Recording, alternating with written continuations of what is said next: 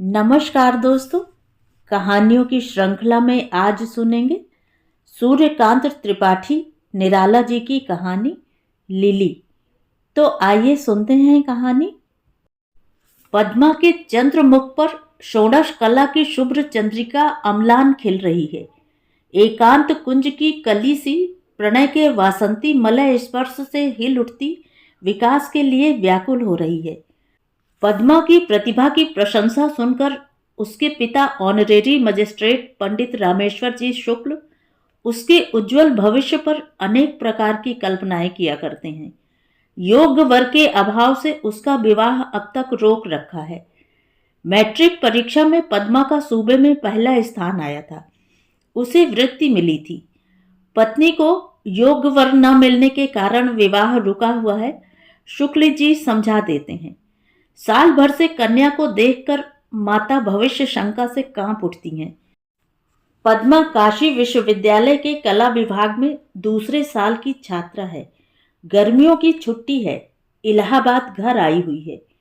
अब के पद्मा का उभार, उसका रंग रूप, उसकी चितवन चलन, कौशल, वार्तालाप पहले से सभी बदल गए हैं। उसके हृदय में अपनी कल्पना से कोमल सौंदर्य की भावना, मस्तिष्क में लोकाचार से स्वतंत्र अपने उच्छृंखल आनुकूल्य के विचार पैदा हो गए हैं। उसे निसंकोच चलती फिरती, उठती बैठती, हंसती बोलती देखकर माता हृदय के बोल वाले तार से कुछ और ढीली तथा बेसुरी पड़ गई हैं। एक दिन संध्या के डूबते सूर्य के सुनहले प्रकाश में निरभ्र नील आकाश के नीचे छत पर दो कुर्सियां डलवा माता और कन्या गंगा का रजत सौंदर्य एकटक देख रही थी। माता पद्मा की पढ़ाई, कॉलेज की छात्राओं की संख्या, बालिकाओं के हॉस्टल का प्रबंध आदि बातें पूछती हैं। पद्मा उत्तर देती है। हाथ में है हाल की निकली स्ट्रैंड मैगजीन की एक प्रति। तस्वीरें देखती जाती है। हवा का एक हल्का झोंका आया। खुले रेशमी बाल सिर से साड़ी को उड़ाकर गुदगुदाकर चला गया। सिर ढक लिया करो, तुम बेहया हुई जाती हो, माता ने रुखाई से कहा। पद्मा ने सिर पर साड़ी की जरीदार किनारी चढ़ा ली। आंखें नीची कर किताब के पन्ने उलटने लगी। पद्मा, गंभीर होकर माता ने कहा। जी। चलते हुए उपन्यास की एक तस्वीर देखती हुई नम्रता से बोली। मन से अपराध की छाप मिट गई। माता की वात्सल्य सरिता में कुछ देर के लिए बाढ़ सी आ गई। उठते उच्छ्वास से बोली, कानपुर में एक नामी वकील महेश प्रसाद त्रिपाठी हैं। एक दूसरी तस्वीर देखती हुई। उनका लड़का आगरा यूनिवर्सिटी से एमए में इस साल फर्स्ट क्लास फर्स्ट आया है। पद्मा ने सिर उठाया। आंखें प्रतिभा से चमक उठी। तेरे पिताजी को मैंने भेजा था, वह परसों देखकर लौटे हैं। कहते थे लड़का हीरे का टुकड़ा, गुलाब का फूल है। बातचीत 10,000 में पक्की हो गई है। मोटर की आवाज पा पद्मा उठकर छत के नीचे देखने लगी। हर्ष से हृदय में तरंगें उठने लगी। मुस्कुराहट दबाकर आप ही में हंसती हुई चुपचाप बैठ गई। माता ने सोचा लड़की बड़ी हो गई है, विवाह के प्रसंग से प्रसन्न हुई है। खुलकर कहा, मैं बहुत पहले से तेरे पिताजी से कह रही थी, वह तेरी पढ़ाई के विचार में पड़े थे। नौकर ने आकर कहा, राजेन बाबू मिलने आए हैं। पद्मा की माता ने एक कुर्सी डाल देने के लिए कहा। कुर्सी डालकर नौकर राजेन बाबू को बुलाने नीचे उतर गया। तब तक दूसरा नौकर रामेश्वर जी का भेजा हुआ पद्मा की माता के पास आया। बोला, जरूरी काम से कुछ देर के लिए पंडित जी जल्दी बुला रहे हैं। जीने से पद्मा की माता उतर रही थी। रास्ते में राजेंद्र से भेंट हुई। राजेंद्र ने हाथ जोड़कर प्रणाम किया। पद्मा की माता ने कंधे पर हाथ रखकर आशीर्वाद दिया और कहा, चलो, पद्मा छत पर है, बैठो, मैं अभी आती हूँ। राजेंद्र जज का लड़का है, पद्मा से 3 साल बड़ा, पढ़ाई में भी। पद्मा अपराजिता बड़ी बड़ी आंखों की उत्सुकता से प्रतीक्षा में थी जब से छत से उसने देखा था। आइए राजेंद्र बाबू, कुशल तो है? पद्मा ने राजेंद्र का उठकर स्वागत किया। एक कुर्सी की तरफ बैठने के लिए हाथ से इंगित कर खड़ी रही। राजेंद्र बैठ गया, पद्मा भी बैठ गई। राजेंद्र, तुम उदास हो? तुम्हारा विवाह हो रहा है? राजेंद्र ने पूछा। पद्मा उठकर खड़ी हो गई, बढ़कर राजेंद्र का हाथ पकड़कर बोली, राजेंद्र, तुम्हें मुझ पर विश्वास नहीं? जो प्रतिज्ञा मैंने की है, हिमालय की तरह उस पर अटल रहूंगी। पद्मा अपनी कुर्सी पर बैठ गई, मैगजीन खोल उसी तरह पन्नों में नजर गड़ाती। जीने से आहट मालूम हुई। माता निगरानी की निगाह से देखती हुई आ रही थी। प्रकृति स्तब्ध थी, मन में वैसी ही अन्वेषक चपलता। क्यों बेटा, तुम इस साल बीए हो गए? हंसकर पूछा। जी हाँ, सिर झुकाए हुए राजेंद्र ने उत्तर दिया। तुम्हारा विवाह कब करेंगे तुम्हारे पिताजी, जानते हो? जी नहीं। तुम्हारा विचार क्या है? आप लोगों से आज्ञा लेकर विदा होने के लिए आया हूं। विलायत भेज रहे हैं पिताजी, नम्रता से राजेंद्र ने कहा। क्या बैरिस्टर होने की इच्छा है? पद्मा की माता ने पूछा। जी हाँ। तुम साहब बनकर विलायत से आना और साथ एक मेम भी लाना, मैं उसकी शुद्धि कर लूंगी। पद्मा हंसकर बोली। नौकर ने एक तश्तरी पर 2 प्यालों में चाय दी, 2 रकाबियों पर कुछ बिस्किट और केक, दूसरा एक मेज उठा लाया। राजेंद्र और पद्मा की कुर्सी के बीच में रख दी। एक धुली तौलिया ऊपर से बिछा दी। सौसर पर प्याले तथा रकाबियों पर बिस्कुट और केक रखकर नौकर पानी लेने गया। दूसरा आज्ञा की प्रतीक्षा में खड़ा रहा। मैं निश्चय कर चुका हूं, जबान भी दे चुका हूं, अब के तुम्हारी शादी कर दूंगा, पंडित रामेश्वर जी ने कन्या से कहा। लेकिन मैंने भी निश्चय कर लिया है, डिग्री प्राप्त करने से पहले विवाह नहीं करूंगी। सिर झुकाकर पद्मा ने जवाब दिया। मैं मजिस्ट्रेट हूं बेटी, अब तक अक्ल ही की पहचान करता रहा हूं। शायद इससे ज्यादा सुनने की तुम्हें इच्छा न होगी। गर्व से रामेश्वर जी टहलने लगे। पद्मा के हृदय के खिले गुलाब की कुल पंखुड़ियां हवा के एक पुरजोर झोंके से कांप उठी। मुक्ताओं सी चमकती हुई 2 बूंदें पलकों के पत्रों से झड़ पड़ी। यही उसका उत्तर था। राजेंद्र जब आया, तुम्हारी माता को बुलाकर मैंने जीने पर नौकर भेज दिया था, एकांत में तुम्हारी बातें सुनने के लिए। तुम हिमालय की तरह अटल हो तो मैं भी वर्तमान की तरह सत्य और दृढ़। रामेश्वर जी ने कहा, तुम्हें मैंने इसलिए नहीं पढ़ाया कि तुम कुल कलंक बनो। आप यह सब क्या कह रहे हैं? चुप रहो, तुम्हें नहीं मालूम? तुम ब्राह्मण कुल की कन्या हो, वह क्षत्रिय घराने का लड़का है, ऐसा विवाह नहीं हो सकता। रामेश्वर जी की सांस तेज चलने लगी, आंखें भौहों से मिल गईं। आप नहीं समझे मेरे कहने का मतलब। पद्मा की निगाह कुछ उठ गई। मैं बातों का बनाना आज 10 साल से देख रहा हूं। तू चराती है मुझे? वह बदमाश। इतना बहुत है, आप अदालत के अफसर हैं। अभी अभी आपने कहा था अब तक अक्ल की पहचान करते रहे हैं, और यह आपकी अक्ल की पहचान है। आप इतनी बड़ी बात राजेंद्र को उसके सामने कह सकते हैं? बतलाइए, हिमालय की तरह अटल सुन लिया तो इससे आपने क्या सोचा? आग लग गई जो बहुत दिनों से पद्मा की माता के हृदय में सुलग रही थी। हट जा मेरी नजरों से बाहर, मैं समझ गया। रामेश्वर जी क्रोध से कांपने लगे। आप गलती कर रहे हैं, आप मेरा मतलब नहीं समझे। मैं भी बिना पूछे हुए बतलाकर कमजोर नहीं बनना चाहती। पद्मा जेठ की लू में झुलस रही थी। स्थल पद्म सा लाल चेहरा तमतमा रहा था। आंखों की 2 सीपियां पुरस्कार की 2 मुक्ताएं लिए सगर्व चमक रही थी। रामेश्वर जी भ्रम में पड़ गए, चक्कर आ गया। पास की कुर्सी पर बैठ गए, सर हथेली से टेक कर सोचने लगे। पद्मा उसी तरह खड़ी दीपक की निष्कंप शिखा सी अपने प्रकाश में जल रही थी। क्या अर्थ है तेरा, मुझे बता, माता ने बढ़कर पूछा।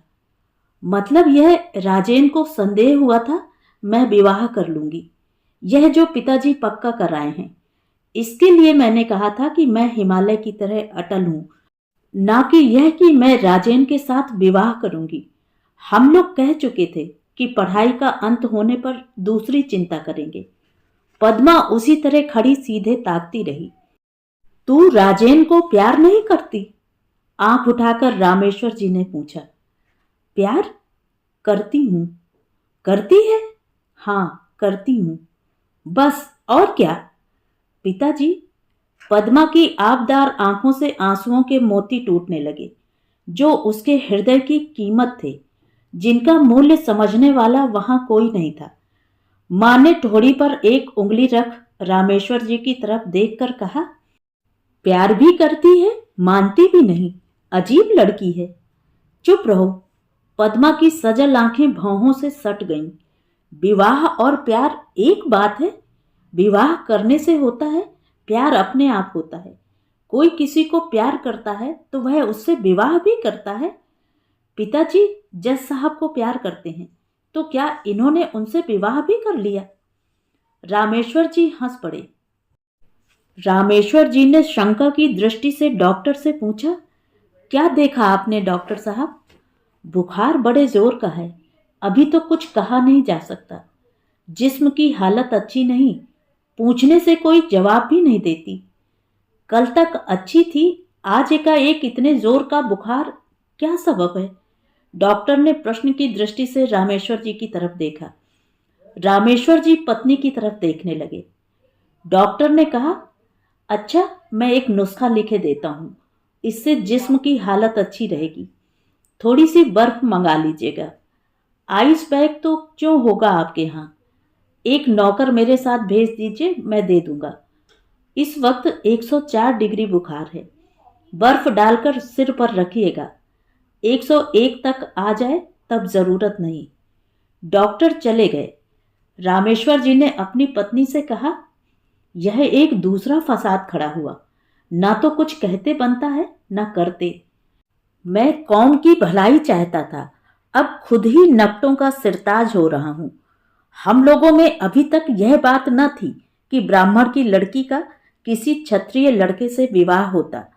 हाँ, ऊंचे कुल की लड़कियां ब्राह्मणों के नीचे कुलों में गई हैं, लेकिन यह सब आखिर कौम ही में हुआ है। तो क्या किया जाए? स्फारित स्फुरित आंखों से पत्नी ने पूछा। जज साहब से ही इस बारे में बात करूंगा। मेरी अक्ल अब और नहीं पहुंचती। अरे छींटा जी! छींटा चिलम रखकर दौड़ा।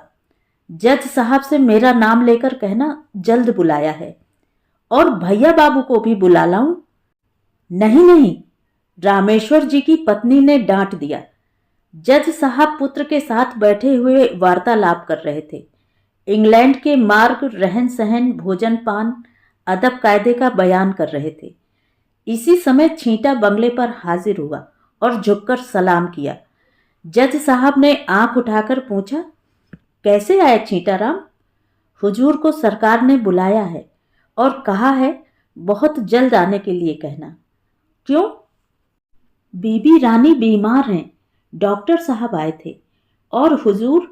बाकी छींटा ने कह ही डाला। और क्या? हुजूर।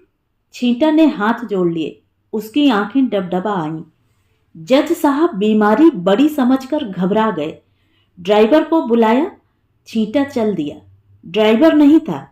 जज साहब ने राजेंद्र से कहा, जाओ मोटर ले आओ, चलें देखें क्या बात है। राजेंद्र को देखकर रामेश्वर जी सूख गए। टालने की कोई बात न सूझी। कहा, बेटा, पद्मा को बुखार आ गया है, चलो देखो, तब तक मैं जज साहब से कुछ बातें करता हूं। राजेंद्र उठ गया। पद्मा के कमरे में एक नौकर सिर पर आइस बैग रखे खड़ा था। राजेंद्र को देखकर एक कुर्सी पलंग के नजदीक रख दी। पद्मा? राजेंद्र? पद्मा की आंखों से टप टप गर्म आंसू गिरने लगे। पद्मा को एक टक प्रश्न की दृष्टि से देखते हुए राजेंद्र ने रुमाल से उसके आंसू पोंछ दिए। सिर पर हाथ रखा। पद्मा ने पलकें मूंद ली। नौकर ने फिर सिर पर आइस बैग रख दिया। सिरहाने थर्मामीटर रखा था। झाड़कर राजेंद्र ने आहिस्ते से बगल में लगा दिया। उसका हाथ बगल से सटाकर पकड़े रहा। नजर कमरे की घड़ी की तरफ थी। निकाल कर देखा, बुखार 103 डिग्री था। अपलक चिंता की दृष्टि से देखते हुए राजेंद्र ने पूछा, पद्मा, तुम कल तक तो अच्छी थी, आज एकाएक बुखार कैसे आ गया? पद्मा ने राजेंद्र की तरफ करवट ली, कुछ न कहा। पद्मा, मैं अब जाता हूं। ज्वर से उभरी हुई बड़ी बड़ी आंखों ने एक बार देखा और फिर पलकों के पर्दे में मौन हो गईं। अब जज साहब और रामेश्वर जी भी कमरे में आ गए। जज साहब ने पद्मा के सिर पर हाथ रखकर देखा, फिर लड़के की तरफ निगाह फेर कर पूछा, क्या तुमने बुखार देखा है? जी हाँ, देखा है। कितना है? 103 डिग्री। मैंने रामेश्वर जी से कह दिया है, तुम आज यहीं रहोगे। तुम्हें यहां से कब जाना है? परसों ना? जी। कल सुबह बतलाना घर आकर पद्मा की हालत कैसी रहती है। और रामेश्वर जी, डॉक्टर की दवा करने की मेरे ख्याल से कोई जरूरत नहीं। जैसा आप कहें, संप्रदान स्वर में रामेश्वर जी बोले। जज साहब चलने लगे। दरवाजे तक रामेश्वर जी भी गए। राजेंद्र वहीं रह गया। जज साहब ने पीछे फिरकर कहा, आप घबराइए मत, आप पर समाज का भूत सवार है। मन ही मन कहा, कैसा बाप और कैसी लड़की। 3 साल बीत गए। पद्मा के जीवन में वैसा ही प्रभात, वैसा ही आलोक भरा हुआ है। वह रूप, गुण, विद्या और ऐश्वर्य की भरी नदी वैसी ही अपनी पूर्णता से अदृश्य की ओर वेग से बहती जा रही है। सौंदर्य की वह ज्योति राशि स्नेह शिखाओं से वैसी ही अम्लान स्थिर है। अब पद्मा एमए क्लास में पढ़ती है। सभी कुछ है, पर अब रामेश्वर जी नहीं हैं। मृत्यु के कुछ समय पहले उन्होंने पद्मा को एक पत्र लिखा था, मैंने तुम्हारी सभी इच्छाएं पूरी की हैं, पर अभी तक मेरी एक भी इच्छा तुमने पूरी नहीं की। शायद मेरा शरीर ना रहे। तुम मेरी सिर्फ एक बात मानकर चलो, राजेंद्र या किसी अपर जाति के लड़के से विवाह न करना, बस। इसके बाद से पद्मा के जीवन में आश्चर्यकर परिवर्तन हो गया। जीवन की धारा ही पलट गई। एक अद्भुत स्थिरता उसमें आ गई। जिस जाति के विचार ने उसके पिता को इतना दुर्बल कर दिया था, उसी जाति की बालिकाओं को अपने ढंग से शिक्षित कर, अपने आदर्श पर लाकर पिता की दुर्बलता से प्रतिशोध लेने का उसने निश्चय कर लिया। राजेंद्र बैरिस्टर होकर बेलायत से आ गया। पिता ने कहा, बेटा अब अपना काम देखो। राजेंद्र ने कहा, जरा और सोच लूं, देश की परिस्थिति ठीक नहीं। पद्मा, राजेंद्र ने पद्मा को पकड़कर कहा। पद्मा हंस दी। तुम यहां कैसे राजन? पूछा। बैरिस्ट्री में जी नहीं लगता पद्मा, बड़ा नीरस व्यवसाय है, बड़ा बेदर्द। मैंने देश की सेवा का व्रत ग्रहण कर लिया है।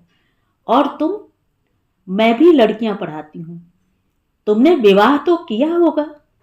हाँ, किया तो है, हंसकर राजेंद्र ने कहा। पद्मा के हृदय पर जैसे बिजली टूट पड़ी, जैसे तुषार की प्रहत पद्मनी क्षण भर में स्याह पड़ गई। होश में आ अपने को संभाल कर कृत्रिम हंसी हंसकर पूछा, किसके साथ किया? लिली के साथ। उसी तरह हंसकर राजेंद्र बोला। लिली के साथ? पद्मा स्वर में कांप गई। तुम्ही ने तो कहा था विलायत जाना और मेम लाना। पद्मा की आंखें भर आईं। हंसकर राजेंद्र ने कहा, यही तुम अंग्रेजी की एमए हो? लिली के माने? तो ये थी कहानी। कहानी आपको कैसी लगी कमेंट करके ज़रूर बताएं। और अगर मेरे द्वारा सुनाई हुई कहानियाँ आपको अच्छी लगती हैं तो मेरे चैनल को सब्सक्राइब ज़रूर करें, लाइक करें और अपने दोस्तों और परिचितों में शेयर भी करें। बेल आइकन दबाना बिल्कुल भी ना भूलें। धन्यवाद।